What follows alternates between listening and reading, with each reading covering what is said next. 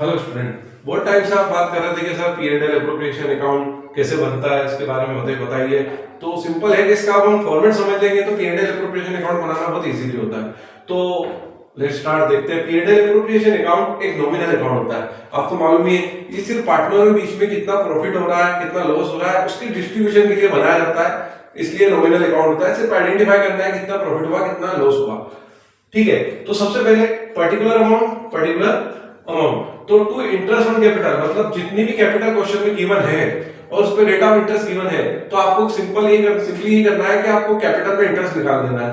जैसे 50,000 सपोज करो, 50,000 कैपिटल है ए की, तो 50,000 का जो भी 5% लिखा हो तो वो 50,000 का 5% पर निकाल लेंगे, उसकी वैल्यू यहाँ लिख देंगे और दोनों को प्लस करके यहाँ लिख देंगे। फिर आता है टू पीस सैलरी, बी को कितनी सैलरी दी है, एनुअल, इसमें एनुअल आएगी, ध्यान रखना। अगर मंथली आती है तो आपको 12 का मल्टीप्लाई करके उसको एनुअल करके लिख देना है। फिर आता है टू एज बोनस, अगर ए को बोनस मिल रहा है तो उसको लिख देंगे।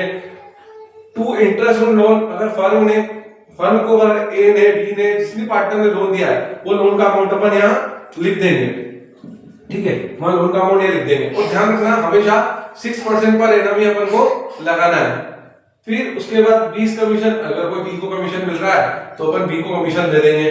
ठीक है, टू मैनेजर कमीशन, अगर कोई मैनेजर है, क्वेश्चन के अंदर क्वेश्चन दिया है मैनेजर कमीशन, तो मैनेजर कमीशन जो भी दिया होगा 6% 7% वो निकाल लेंगे अपन। और हमेशा ध्यान रखना सेल पे निकलता है कमीशन। फिर उसके बाद कंटीजेंसी रिजर्व, कोई भी रिजर्व दिया हो उसको लिख देंगे।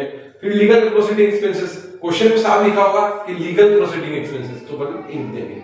फिर आता है यहाँ बाय बैलेंस बीडी, जो क्वेश्चन के अंदर दिया होगा साल भर का प्रॉफिट वो अपन लिख देंगे बाय बैलेंस बीडी करके।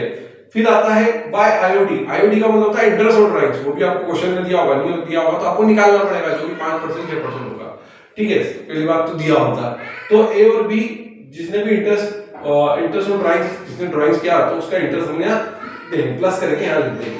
फिर अगर इधर की बड़ी टोटल है तो इधर नेट प्रॉफिट आ जाएगा, और इधर की बड़ी है तो इधर नेट लॉस। और जो भी प्रॉफिट या लॉस होगा उसको, जो भी आपका क्वेश्चन है उसके अंदर जो एग्रीड रेशियो है डीड में 2:1 हो या 3:1 हो, या एग्रीमेंट के अकॉर्डिंग आपका इक्वल रेशियो हो, या पार्टनर्स कैपिटल का रेशियो हो, जो भी पार्टनर्स का कैपिटल का रेशियो हो उस रेशियो में डिस्ट्रीब्यूट कर लेंगे। तो ये था P&L एप्रोप्रिएशन अकाउंट, जिसमें अपन प्रॉफिट एंड लॉस को डिस्ट्रीब्यूशन करते हैं, इसलिए इसे डिस्ट्रीब्यूशन अकाउंट भी कहते हैं। तो ये आपको आना जरूरी है, इसके बेस पर ही आप न्यूमेरिकल कर पाओगे और पूरे P&L एप्रोप्रिएशन अकाउंट को समझ पाओगे। तो बस ये आपको इतना ध्यान रखना है, बाकी चीजें अपने आप सीख जाओगे।